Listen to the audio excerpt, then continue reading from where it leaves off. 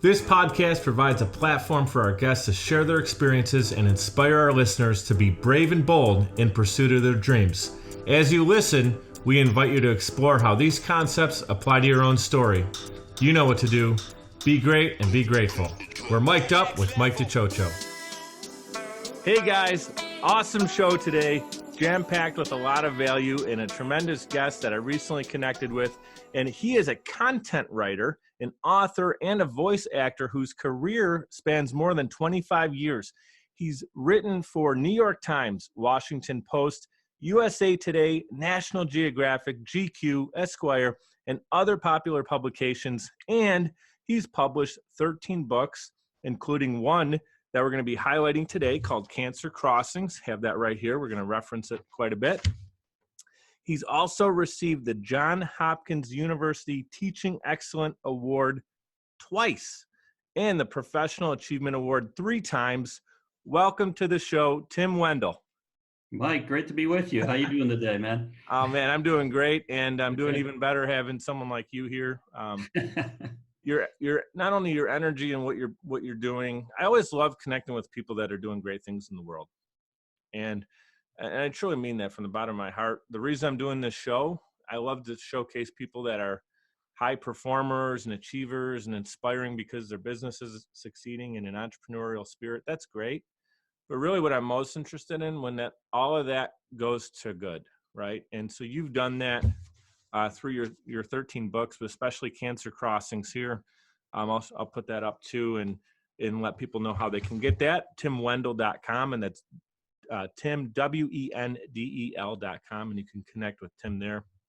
So again, thank you for being here, and I just love what you've been doing over your career and how it really inspires from a tough situation with your family and the loss of your brother.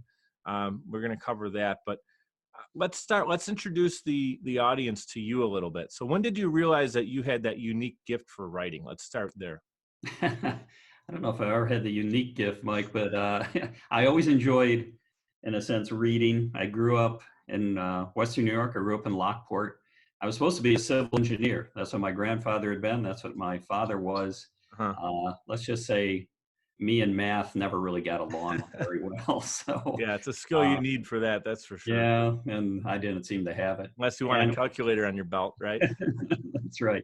But one of my second uncle actually was Brock Yates, who wrote Cannonball Run and several of the Smokey and the Bandit movies and things like that. And I saw what fun he was having with writing, and I thought to myself, this could be kind of fun. So I went on to Syracuse University, got my degree there, and actually one of my first jobs really out of school was at the old Buffalo Courier Express. I did movie reviews for them. I did sports for them. I mean, that was a great place to be, and always have a real connection with Western New York.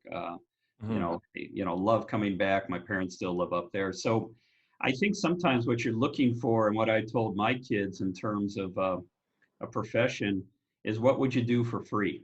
What would you really, you're thinking you got spare time, what do you do? Well, can you turn that into an occupation, a vocation? And I was lucky enough to do that. Absolutely. Your expansive career in writing, as I mentioned at the top of the show, it's been in multiple popular publications. But if you had to say, like you said, what you'd be doing even if it was for free, what topics personally do you enjoy covering the most? I love covering sports, Mike, as you well know, looking at a number of the books I've done. I love seeing how teams and groups and organizations can come together and how they can be, in a sense, a greater sum of their parts, so to speak.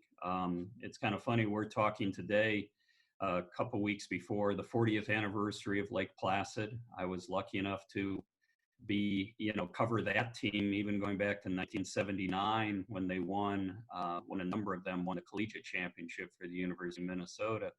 And of course, that's one of the greatest upsets in sports history. And so it's funny, when I was starting to work with Cancer Crossings, I contacted a friend of mine, a fellow writer, a friend of mine at Syracuse back in the day. And I just said, whoa, I'm way in over my head. I'm not sure what I'm doing here. in the world of medicine. I'm in the world of all these, drugs and everything. And he just started to laugh. And he said, "You're doing it again." And I went, "What am I doing again?" He said, "You're focusing on a group of underdogs trying to overcome great odds." And I I went, love that. Yeah. "I can do that." So Yeah. barreled ahead. Yeah. And we'll talk about it too. You have another book, Going for the Gold, which is covering the miracle on ice, right? Yeah, very much. I still Yeah. get some Christmas cards from some of those guys, and Do you? that was Yeah. a fun That's time. awesome. Hey, Pulitzer Prize winner David Moranis calls your work a winning mix of science, biography, and mythology. Is that intentional? I mean, It is on my what, best days. how do you wrap that all together? That's pretty neat, and it's a great, obviously, for him to say that, that's got to mean something to you, right? David, as you know, is a great writer. He did the biographies of Vince Lombardi, Roberto Clemente, among others. And I think he was one of the early role models I had who really underscored the importance of story and how if you're really geared into a provocative, hopeful story, it can really carry an audience and such. So it's not every day I sit down and think, well, I'm going to wrap mythology and this and that all into a thing. Some days the writing isn't very good, but I think in a lot of ways that's what you strive for. And every now and then you hit your mark. Here's the thing, too, that I find remarkable, and it connects into the initiative I'm working with is the Man and Woman of the Year campaign through LLS. It's the Western New York and Central New York chapter. And what's really, our main goal is putting an end to blood cancers, right? And in the 1960s, which was when your brother was growing up, right? That's correct. Yeah, Your that's when he brother was Eric. diagnosed with ALL. Yeah. And so survival rates back then were less than 10%. What's encouraging is today the cure rates exceed 90%. And I share that for multiple reasons. First, in donating to an organization, as we talked about off camera, it's always encouraging knowing that the progress is being made, right? From your donations. They're actually going to a good cause.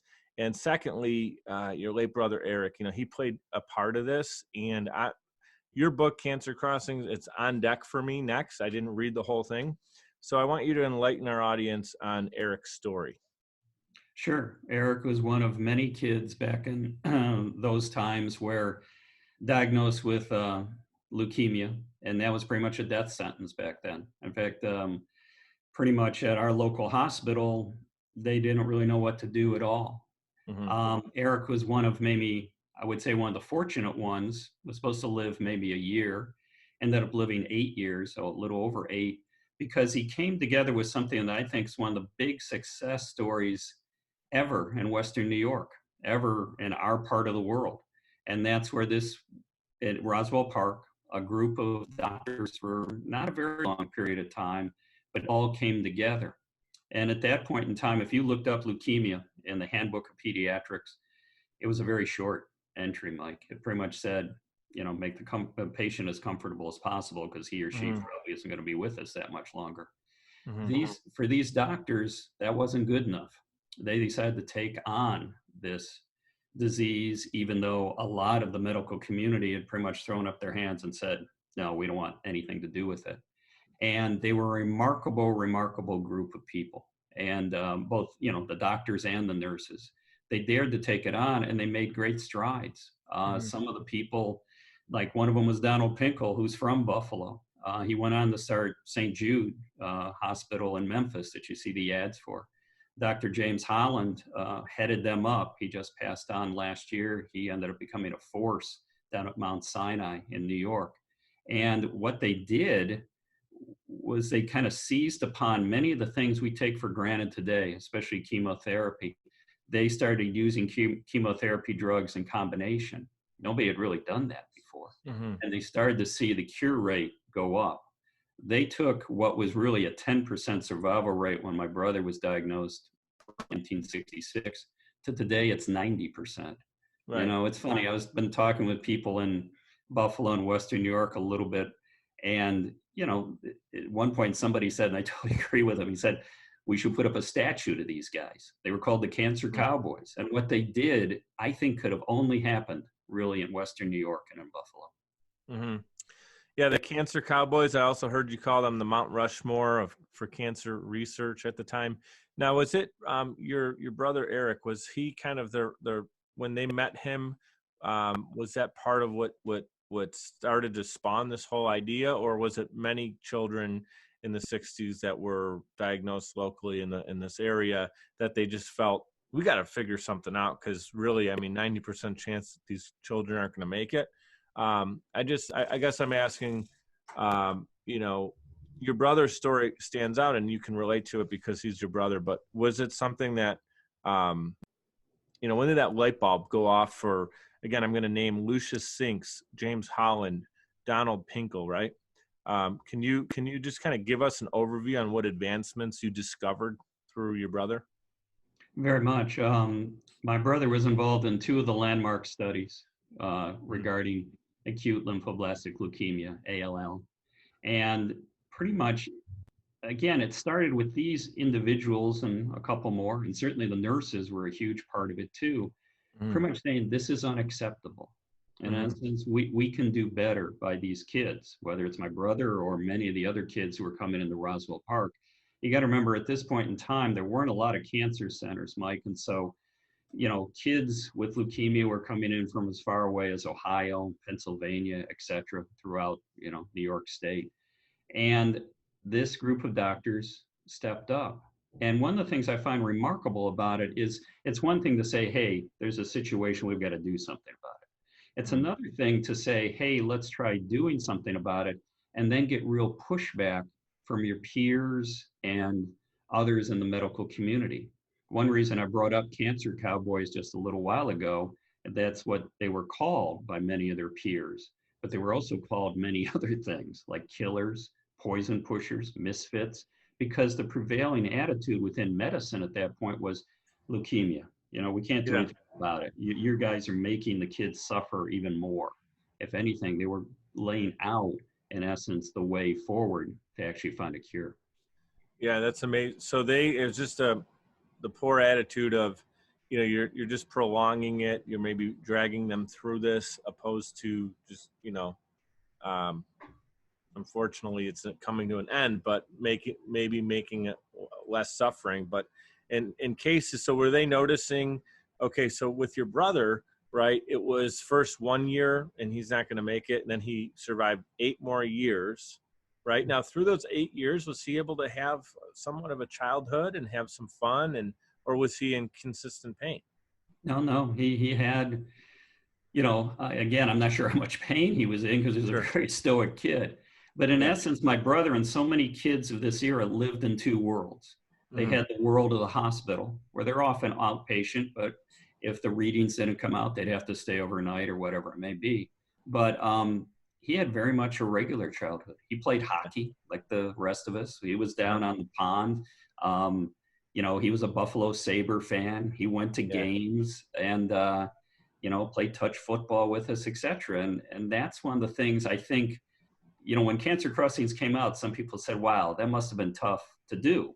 And in some ways it was, but it was also kind of a vindication, a little bit of my brother. And I felt what I realized that I didn't realize then was what a gift this was. Here you've got a loved one said, and the diagnosis comes in, they're going to be with you maybe a year. Wow. You get another 7, 8. That's a huge gift. And that's what these doctors gave us. And I just want to say again, class act, have the book here. Thank you for sending it. Personalized note. Really looking forward to reading this. And I did check out, I read through the opening story, which talks about your father and your brothers kind of having a connection where every night there was a ritual where he would beat you up, get up to the stair. Was it running up the stairs to get to bed up first? The stairs to the bedrooms, yeah. Or I'll beat you there, right? So it kind of turned it in. I know exactly when I was reading it, I could hear it. I beat you. It's kind of turned into one word, right? Yep. To get there, and so your brothers and everyone would be falling over each other trying to get there before your dad would. I just envisioned that story, and it brought a lot of happiness to me. That I could tell that those moments are so heavy in your heart and strong, and you're smiling now even thinking about it. So, sure, I take this opportunity I know Eric's story, and Eric himself inspired so many people in those 8 years where he was battling this, right? And I even saw a review on the book. Someone said they knew your family and knew Eric and how inspirational he was even after his passing. So shine some light on growing up with Eric and your family and your dad, and what was that like? Um, it's funny because I think anytime you go in the Wayback Machine like that, you find some things out and you go, really? I knew that, but I didn't know that. The two big activities in our household during the winter was hockey. And I'm the one who kind of brought hockey into the family dynamic. All my brothers played. In fact, my one sister played a little bit too. She was really good. Yeah. In the summer, though, we sailed. And that's something my dad brought into the equation. And I didn't real. And one reason we sailed is he felt there were lessons to be learned. We sailed on Lake Ontario. We sailed out of Alcott and Wilson and Youngstown, sailed off and all the way across the lake. That's a little bit one of the reasons for the title, Cancer Right. Cross, you're going across. And my dad was of the mind, if you could sail, it would help you in life. He never said that, but you know how you trim your sails, how you kind of decide how to navigate, how you decide to maybe tack up into the wind. You can't go straight into the wind. And it wasn't until, this was funny, Mike, because this is one of the last calls I made in doing the book. The book's pretty much done at this point. And all of a sudden it occurred to me, I'm looking at the timeline. We start to sail, excuse me, about within the spring after my brother's diagnosed. As a family, everybody had jobs. Everybody knew how to sail. You put us all on a boat today, all five of the remaining Get a whole Wendel crew. kids, we're ready to go. And we know what we're doing. And I called up my dad and I just said, hang on, we start to sail soon after Eric's diagnosed. And you have us doing all these adventures on the Great Lakes, mostly Lake Ontario, was teaching us how to sail, being that adamant about it and sailing well. Was that your own private pushback against having a son diagnosed with ALL, with leukemia? And there was this pause on the other end of the line. And then, of course, in my dad's typical fashion, he's replied something effective, of course it was. And I went, okay, well, you could have told me that maybe decades ago to explain something about the whole family dynamic and our relationship. But Yeah. we did well out on Talk the about lake. the word intention. He was intentional to bring the family together. I'll Mhm. give you unique jobs to work as one, and a special moment that you all can share and cherish, for a long time. Yeah, very much. And Forever. sailing's always been our family thing. Hmm. I love that. And there's another remarkable story where, and I don't know if this was intentional or not, so I'd love you to share this. But you brought together the daughters of Donald Pinkle and James Holland at an event you were speaking at in San Francisco. Can you share that with us? What was the thinking behind that, or did Oh, they I'd happen love to I'd be love there? to, Mike. And this was not that intentional. This was one of those serendipity moments, and you suddenly go, "Whoa, this is happening." I knew Sally Holland, James Holland, Dr. Holland's oldest, had just moved to San Francisco. I've done a number of gigs all around the country, and one of the latest was at San Francisco Public Library downtown. And so I got a hold of her and told her, okay, I'm going to be here. You know, why don't we get together? Be love to see you. And I'd met other members of the family, but I didn't really know her. And I'm actually giving the presentation with slides of her father and her mother, who was also a doctor, and Donald Pinkle, who, as I said, went on to start up St. Jude after becoming the first director of pediatrics at Roswell Park in Buffalo. And I've got slides and I'm kind of telling the history and what these guys did and how amazing it was. And this one guy, about 10 minutes into the presentation, walks in, and I say to myself, whoa, he looks a lot like a Pinkle. You know, he's got the same face and everything. And he sits down next to a woman in the audience. And I knew the one Holland's over here, Sally Holland's here, and they're more down front. And he sits down next to a woman. I'm going, she kind of looks like a Pinkle too. And I hadn't noticed her before. So afterwards, I kind of reach out to them and say, are you Donald Pinkle's children? Yes, they're one of the 10 and or two of the 10. And then I kind of wave Sally Holland over, Dr. Holland's oldest. They didn't know each other. Wow. And that was, and I, at that point, I just kind of What were the stepped odds back. that were they living in San Francisco, or were they there Sally had just intentionally for moved the? there. Yeah. The Pinkel's son, he lived down south of the city, but had heard about it and dropped by. He told his sister, etc. And what was remarkable, Mike, was here you have offspring of two of the biggest, or in my mind, famous pioneers in this whole world, and Mm. medical pioneers in this area, and they had never met. And they started talking, and you started realizing they shared so much of this past. I've Mm. told now, I still stay in contact with them since that evening. They get together all the time. They get together and have dinner together. That's One's great. helping the Yeah. other get a job, and it Wow, all goes back to Buffalo. It all goes back to sure. these doctors. Yeah.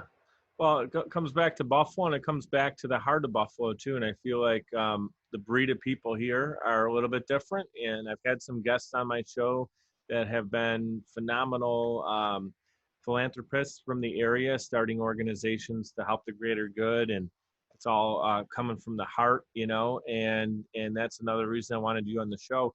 And since you are a native of Lockport, located in Western New York, for anyone listening that's maybe a national audience member, and I appreciate you tuning in, or internationally, because this is the podcast, right? We're talking about Western New York, not New York City, or, it's considered upstate, but Western New York, Buffalo area.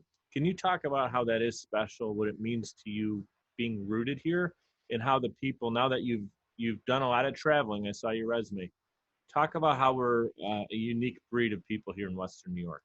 Oh, I'd love to, Mike, because I think in Buffalo, one of the sayings is cities of neighbors. Well, that's kind of cliche, but I think it's absolutely true in Mhm. Buffalo and the surrounding area. People have each other's back. And and I feel, if you fail or struggle in certain other areas of the country or the world, it's kind of shrugged off. Here, Sure. people will kind of reach out to you and try to help you out. And it's Right. funny, all the doctors and nurses I spoke with and doing cancer crossings, Buffalo came up time and time again. Even though they scattered later, they kind of took their wisdom to Memphis and New York and Houston, etc. They felt that initiative, that leap of faith, we can cure this, Mhm. could have only taken place in Buffalo. These guys, I don't want to over kind of sell the doctors into some kind of kumbaya thing, because they were very different cats. I mean, they would go back and forth, and they'd really debate things, I think, in a very healthy way. But at the end of the day, one thing they made sure they always did is they would have conferences and debate things all day long. And Holland was insistent upon this. He said, at the end of the day, though, we come together. We're one. We have each other's back. We move ahead as one. Mhm. And I think in a lot of ways that goes back to Buffalo. The Hollands lived up on the north side. Mhm. The Pinkles lived right near the zoo, and then for a while right across the river near Crystal Beach. I mean, you get them talking about this, and it's like they're back there, and it was so Yeah. important for them. It is tremendous. And I just want to take this moment too, and on behalf of families that have been impacted by blood cancer, I have a little cousin. He's a distant cousin, but that doesn't matter. Little Ben, right? He's not even 2 years old, and he is right now battling leukemia. Early on, when my daughter was an infant, there was her white blood count was she was having a problem. It looked like her body was battling something, and we actually were given not a premature diagnosis, but a potential situation that it could be that, and it ended up just being something that went away over time. But I even had the scare of thinking my daughter may have had leukemia at a certain point in time. I haven't shared that with more than maybe a couple close family members. So I'm just saying, when I heard about my cousin Ben, and I heard about your brother Eric, and now I met Sarah Seraphin Weiss, who she's the one of the coordinators and marketing directors through the LLS Western New York and Central New York chapter. She what's the word I'm looking for? She nominated me actually as a candidate for Man of the Year. And hearing about the kids that are involved, it's just like I couldn't say, I explain it as I said yes to LLS. It rolls off the tongue, but there was no other way. I mean, I can't really say I have extra time for it necessarily, but I wouldn't feel right if I knew this opportunity was there and I didn't get involved. Even if it's 5-10 minutes, an hour a week, feels really good knowing it's going to a great organization. And the more, especially when I dive into your book, I'm just going to be excited to be putting fuel behind this and building it, and awareness and then action, right? You have to have awareness first and attention on it, and then action. So I just wanted to say, on behalf of anybody that's impacted, I thank you for your research and care that you put into the book, and your willingness to open up and be vulnerable about it, and share some of these difficult stories.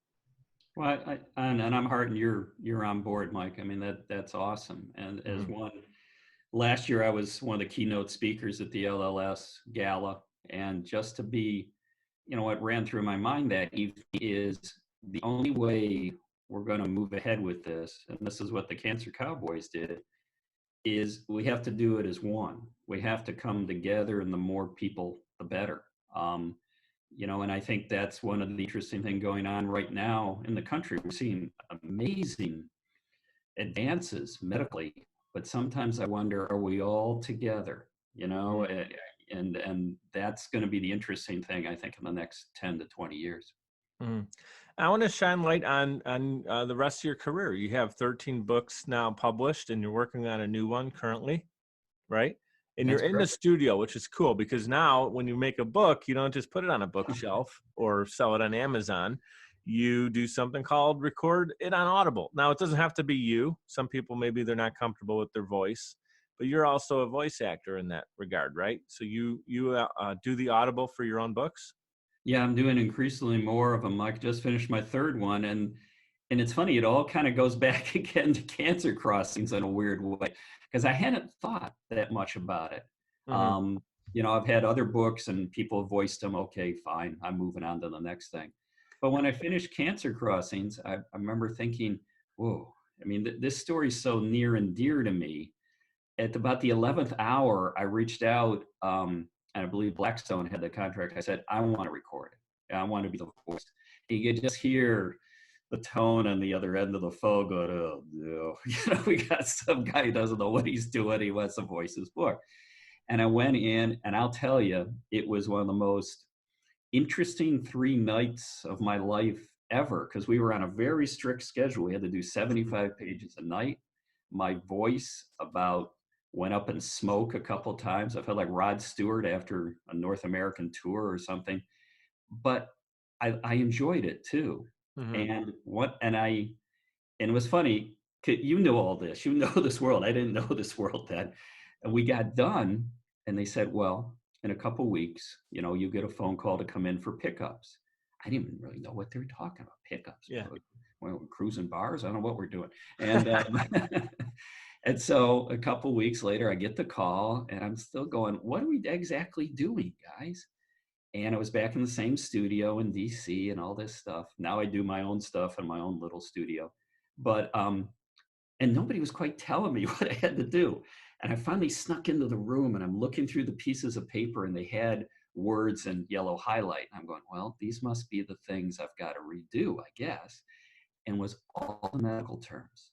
It was methotrexate, dynomycin, Cytoxin, etc. I'd mispronounced them or pronounced them, too differently. And so I still wake up in the middle of the night going, Cytoxin, dynomycin, because we did them 60 times so they could drop them into sentences. And I must admit, after that, I had 2 reactions. Number one was, that was a lot of work, but it was satisfying. Number 2 was, of all the books I've done, and I've done mostly sports and some novels, I was going, from a pronunciation standpoint, Cancer Cross, it's got to be the toughest one. Yeah. I mean, double play ball, that's a piece of cake after Cytoxin. And so at that point, I started getting a little bit more interested in doing mine. I'll work through the rest of that catalog probably this year and in the next. And who knows? Then maybe I'll put my shingle out. If I got enough time, I'll do some more for some other people. That's got to be one of the reasons I can't. I don't think I would be able to be a pharmaceutical salesman, like say these things. I mean, I find myself being successful in sales, but that's a product that I would have a big struggle to sell because I barely can pronounce basic English. I'm 100% Italian, so a lot of things we call the thing. Hey, go get the thing. I would struggle in the pharmaceutical and medical world just simply from a properly pronouncing it standpoint. So you're recently recording now Down to the Last Pitch, right? And your next book up is Going for the Gold, which I mentioned earlier is the story about the Miracle on Ice 1980 Olympic game hockey. And so, what's next for you? What do you have kind of in the pipeline, and shine some light on if anyone is listening to this, maybe they're a young author, maybe they're an aspiring author looking to do their first book. Can you walk them through maybe an encouragement process and how to get started? Oh, sure. I guess the first thing, you were saying what's next. I've Yeah. got a new novel coming out. That'll be out early next year. It's a sequel to my first one, set in Havana, set in Cuba. I've been to Cuba 4 times. That part of the world always mystifies me and captivates me. So we were down there. I took my wife for her first trip. I guess it was early 2017. And I hadn't been down in probably about 10 years, maybe 8. And as soon as we got off the plane and we're walking across the tarmac, where they didn't have the ramp to go right into the terminal, we're walking across the tarmac. We haven't even gone through customs yet. Mm-hmm. And a guy saddles in next to me, a plainclothesman Cuban. And he, first of all, said, "Call me Ricky," which I found hilarious. And then he says, "What brings you back to Cuba again, Senior Wendell?" And I'm going, boy, I haven't even cleared customs and they know I'm back here. This world's nuts. And so that was kind of the genesis of this new novel. And Daniel Silva, the New York Times bestseller, has already blurbed it. And so that'll be out early next year. Audible wise, I'm working on one of my novels called Red Rain, which is about the Japanese fire balloons. And so we'll play that out over the next couple months and get that up. Advice for new writers: you can see I've jumped around already in a couple projects. Mm-hmm. I guess my advice would be don't put all your eggs in one basket, so to speak. Mm-hmm. Projects break at different times. You know this from sales and everything else. I mean, if you're really thinking this is it, it's got to happen now, maybe it doesn't happen right now. It may happen a little bit later. I often have several projects, 2 or 3 going at the same time, Mike. Mm-hmm. And that keeps the pressure off. If you get a disappointing rejection, if things aren't going well, like a couple of weeks writing something, you can just go, well, I'll pivot over to this. That doesn't mean I'm going willy-nilly between a bunch of things, but I think that would be my best piece of advice. Writing's tough. Getting your stories out there, especially in this day and age, is difficult. People sometimes don't have enough bandwidth to really pay attention to it all. What about getting into major publications like the Times and the Post, USA Today, National Geographic, to name just a few?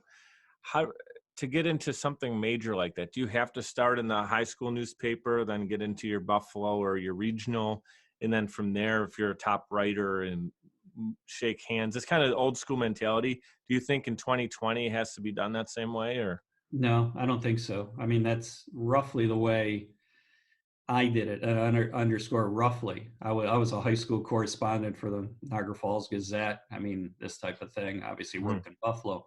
But I think today, I mean, your show is a great case in point. You're able to get your message out there, whether it's in a venue like this or maybe blogging or whatever. So the access maybe is better. I don't think you've got to maybe start in the minor leagues and work your way necessarily up to the majors. But what I would suggest people to do is really look hard. What are the stories right in your backyard? Those often are the things, say, I've written for the Post or the Times or whatever. I'm not necessarily going to go to them with a national story. They know all that already. They've got other people that can do it. But if something's going on that turns your head in Western New York or wherever you may be, I'd get a little bit more focused in on that, because what interests you is going to interest somebody else. And so I would look at it that way. So it's kind of changed. I mean, it's not that tier system maybe going up because they can do like you're doing, or they can do a Sure. blog or something. But I think in terms of story ideas, the more local, the better. Mm-hmm. Yeah, start there because again, you got to get attention on it, right? And so if all the dollars kind of work their way down into bigger national stories, sometimes the beautiful story that happens in your back, and this doesn't have to be always Western New York, but wherever you're living, you could be, living in Connecticut, and there's just a cool local story about a grocery store that's doing something special in the community to help out. Like, let's shine some light on those situations, and that's really my goal, is to do that as well. And if I could just belabor that just a little bit more, the elements of the story, a good story, Mm-hmm. are kind of the same. It's like, interesting people, Mm-hmm. that turn our heads, set in a particular place that has a certain, ambiance about it or whatever. Mm-hmm. Just building a story hasn't changed that much. It's funny, when I decided to do Cancer Crossings, one of the things that I was very excited about doing, Mike, is I was going back to Western New York in a huge way. And I Mm-hmm. was like, wow, okay, let's go. This was a difficult project, at least initially starting, because all the cancer cowboys were in their early to mid 80s. So it was like, I've got to reach them, and I've got to reach them now. Yeah. But, and that, I still remember the first night sitting there going, am I going to do this or not? And it was after my daughter had visited and kind of given me the idea. She's now a doctor, and she was in Mm-hmm. medical school then. And I was kind of weighing things. I was going, well, time's against me a little bit, Sure. but I get to go back home. I get to go, Yeah. get another chapter of Western New York. And Right. So this is a fairly new release. It came out in 2018. Mm-hmm. And Dr. Holland, was it, passed away in that year? Yeah, So did you get Dr. to meet Holland with passed away him last prior? year. Like, was he very sick? What was that like, getting, preparing for your book and talking with both Dr. Holland and Pinkel? Oh, they were just great. And Dr. Holland unfortunately passed away very quickly. Folks can find his obituary in the New York Times. That's how big a star he was in the medical world. But Mm-hmm. both of them, in their very own ways, I think you find this sometimes. I think anybody does when they're talking with older people. Maybe you're writing something about your family, whatever it may be.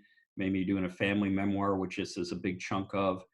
I think people realize I'm not going to be able to talk about this maybe much more. My Mm-hmm. time is kind of running out. And I think there was that sense both from Doctors Holland and Pinkel that, probably in a perfect world, they would have wanted a guy who had more medical expertise, who knew a little bit more what he was talking about early on than I did. But you could see them both and others just going, this is an important story. I'm proud of this story. Here's the person I'm going to need to tell it to. And both of them were just outstanding. It's funny. I have all the interviews. I wish I'd taped more of them like we did here, Sure. but I have them all on transcripts, and I was looking at them just the other night. And again, I was amazed by how much time all these doctors were willing to spend because they knew this was an important moment in U.S. medical history. Yeah, it's their story can inspire the next generation, or really even people outside of the medical field, and just it's an encouraging thing. I mean, again, they fought against the odds. They fought against the comfort of the environment they were in. People were telling them, "You're doing the wrong thing," right? And they still did it. They persevered. They didn't listen to the noise. They figured out a way to make it happen. Which again, that can go back to entrepreneurship. I talk about that quite a bit, where in the beginning, not only do you're being challenged by yourself, because we have to be positive self-talk, right, to get through it, because it's easy to have one bad day, two bad days, three bad days. Do you get up for the fourth? And you really have to be that strong-willed to do that. And then your family loves you, but and your friends love you, but they might not have that same desire that you have burning in your heart.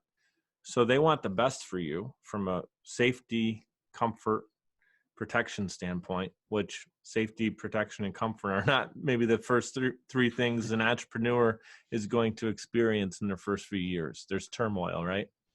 So I think it's tremendous from a medical standpoint that these guys, they could have just sat and did what they were doing and probably had decent careers, but they weren't interested in that. They were interested in the impact, the difference, helping children like Eric, and my cousin Ben and everybody in between. I think that this story is just really special to me. Again, and I thank you for being, we talked about it off camera, an advisor for me in the Man and Woman of the Year campaign in Buffalo. Again, that's going to start April 3rd, goes to June 6th. There's a huge gala event. If you're able to be in town, I'm going to do whatever I can to get you a ticket to be at my table there. We'll make that happen. And I'm speaking to anyone listening right now. If you're interested in helping me out with raising money for LLS, maybe you have a family member or anyone that's been impacted by leukemia, lymphoma, myeloma as well, right? They're all kind of grouped together as blood cancers. 40% of children that right now are suffering with cancer, it's a blood-related cancer, right? But we're not only talking about children, it's men and women as well. And if you're interested and you're listening to this, reach out to me, do it through social media. You can send me a message on Facebook, Instagram, LinkedIn, and we'll connect that way as well. And I like to wrap up all my shows with one kind of put a bow on it, Tim. If you can leave our audience here inspired to be brave and bold in pursuit of their dreams, what would you tell them? Listen to your heart. Yeah. That's the important thing. I mean, sometimes we overthink things so much with our head, and I must admit, I was thinking about this, we were just talking about, we're surrounded by people who love us, but they're trying to keep us safe. Mm-hmm. And sometimes our heart is telling us to be a little bit more dangerous, shall we say, a little bit more roll the dice. And if anything, that's what these doctors did. And I think we can, whether we know, blood cancer from this blood cancer or whatever, or we get jumbled up by the terms like I often still do, I think the bottom line, the bedrock is they saw something that they could address and they felt they could do it.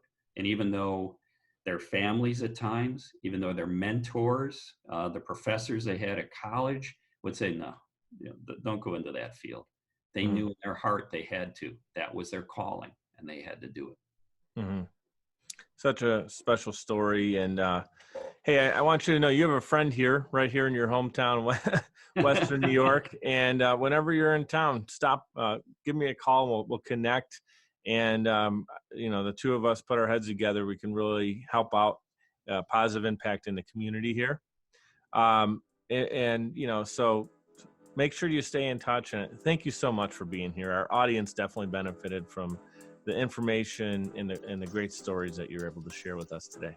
Oh, my pleasure, Mike. Always good to have a new friend in Buffalo. That's right. Thank you. Hey guys, as always, a huge thank you for tuning in. This episode really hits home with me as I'm preparing for my campaign for LLS. Tim sharing his heartfelt story of losing his brother Eric to acute lymphoblastic leukemia and the incredible developments in science and medicine that happened right here in our backyard, Buffalo, New York, that paved the way to a survival rate now north of 90%.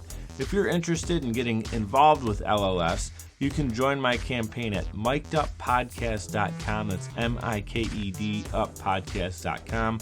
Simply click on Mike's Warriors and you can join us in raising money to help battle blood cancers, or you can simply donate beginning on April 3rd, 2020.